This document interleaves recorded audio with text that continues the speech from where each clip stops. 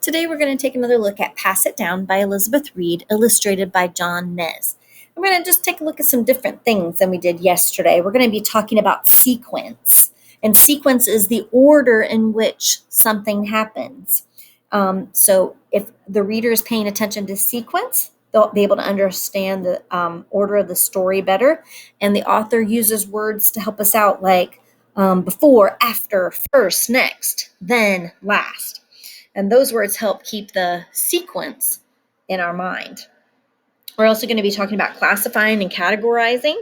And that's how good readers organize information so they can see how things are alike. They can make connections between things, and they can remember the details better that way. If you make a connection, it's easier to remember the details. We are also going to be talking about setting today. And setting is where the story takes place, where the action happens. And we're going to be talking about character. And that's the person or animal in the story. And you've had some practice this week for sure with setting and character in creating a story map and a beginning, middle, and end pre-write for the story that you were thinking of. So let's go ahead and get started. This is David and his abuelo, his grandfather. Abuelo was born in Mexico. He loves to create things for his family. He makes piñatas. When Abuelo was young, his grandmother taught him how to make piñatas. Now, Abuelo will show other children how to make piñatas. David will help. Okay, so this is where we're going to stop and we're going to talk about character for a minute. And we're going to talk about the character of Abuelo because we learned lots of things about Abuelo. The author tells us that he was born in Mexico, he loves to create things, his grandmother taught him to make piñatas, and that he also teaches children how to make piñatas. So there's lots of things that we learn about the character of Abuelo on these two pages. A piñata is a party decoration and game. It is made out of paper and glue and filled with toys. Abuelo can make the piñata into any shape he wants. Today, he will make a donkey. Piñatas are made with paper mache. That is old reused paper soaked in glue. The paper mache is placed on balloons to dry. All right, so let's stop and do a little classifying and categorizing. All right? Good readers group together details that are alike. So as we read these pages, there are many details about the materials that we need to make a piñata. If we made a category, we might call it materials for paper mache. Things like old paper, glue, balloons. Those are all things that you need to make a piñata. Materials for paper mache.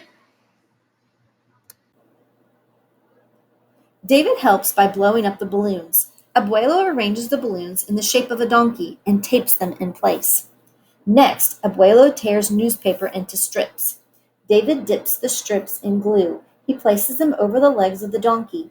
David and Abuelo cover the rest of the body and the donkey's face. And I think you probably know that we need to talk about sequence here. These two pages are a really good example of sequence. The author tells us the steps of the process of making a piñata, and so that we know the order in which those things happen. So as we read these pages, we learn that first you blow up the balloons, then you tape them in place, then you tear the strips, dip them in glue, and put them all over the donkey. That is the sequence of steps in making a piñata. When the glue dries, the shape is stiff. Abuelo cuts the piñata and David fills it with toys. Abuelo seals the opening to hold in the toys. Now there's the additional steps that are needed. Then it's time to decorate the piñata. Abuelo uses paint and strips of folded tissue paper. He uses many vibrant colors. David glues on the tissue paper while Abuelo adds a face to the donkey. All right, so we've started at the very beginning of making a piñata on this page, right? And it takes us all the way through page 13 to finish all the steps in the sequence of how to make a piñata. So this is some more examples of sequence using words like then it is time. So those are kind of words that give you a clue that a sequence is happening. Finally, it is time for a party. David's family hangs the piñata from a tree. Abuelo gets a stick. The children hit the piñata. The piñata cracks. It cracks again. The cracks get bigger and bigger. Let's stop and talk about setting right here. As we read, we look for details in the story and in the illustrations that tell us, where the story is happening. So, where do you think the story is happening? Yeah, I think it's happening outside, right? Because there's a tree. They're hanging it from a tree. It's time for the party. So they go outside, and that is the setting for the breaking open of the piñata. At last, the piñata breaks. All the toys fall out onto the ground. The children rush for the toys and put them in their pockets. The children thank Abuelo for showing them how to make a piñata. When they get older, they can teach their children too. Piñatas are this family's tradition. All right, let's revisit character. What characters are described on the pages 16 and 17, right? Like all those children, right? They're rushing for the toys and putting them in their pockets. What does that think? What do you think that tells you about how they're feeling right now? They're rushing. Yeah, they're probably excited, right? They're rushing. That means they're in a hurry.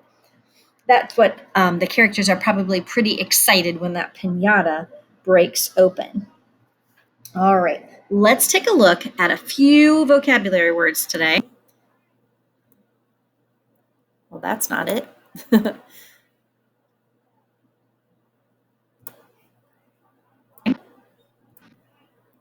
think I just missed it. There it is. There's the first one. Hold. Hold. To keep from falling. See the dad hold the baby. Hold. All right, hold means to keep from falling, to keep from falling. Abuelo seals the opening to hold in the toys, so it keeps the toys from falling out of the piñata. Ah, there's the next one. Cracks. Cracks. A form of the word crack, to form a thin break. The glass cracks. The glass forms a thin